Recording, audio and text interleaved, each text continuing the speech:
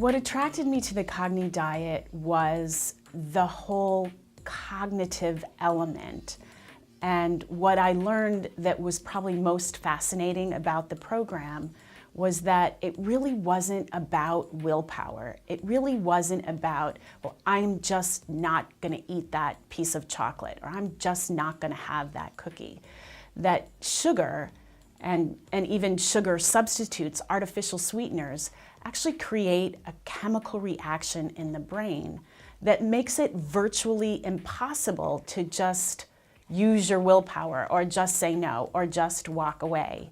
And that was fascinating to me because I think so many people, and I include myself in this, feel like, well, gosh, if I just had more willpower, if I was just stronger, as if it's sort of their fault or their problem or their weakness. And my background in education and fitness has told me that that's not the case, but it was the CogniDiet program that really put the science in terms of the chemical reactions that happen in the brain into this program. And that's really what I felt I was missing. I think one of the biggest helpful elements to the CogniDiet is that there are healthy alternatives to sugar.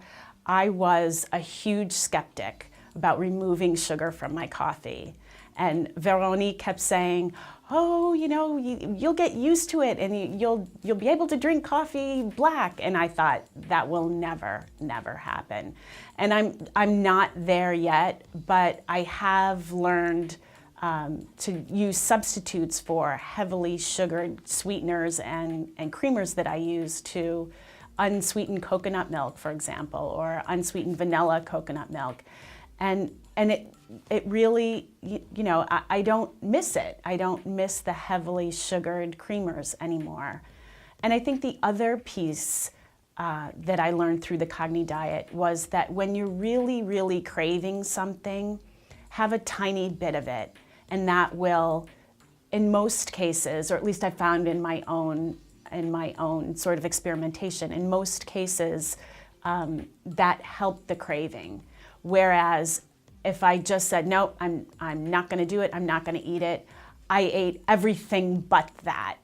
So I felt like, okay, I've given this 15, 20, 30 minutes. I really want that small piece of chocolate rather than eating 17 other things. And ultimately then eating the chocolate anyway, I just have the little piece of chocolate, and that seems to do the trick. Not depriving ourselves, I think, is one of the smartest things we can do. And I tell my clients this too when they're struggling with their nutrition plans in general. If you do anything that is so restricted, eventually you will fail because the body just doesn't work that way. And I think it's the same with sugar. To say I will never put one more granule of sugar into my system, I think is a little unrealistic.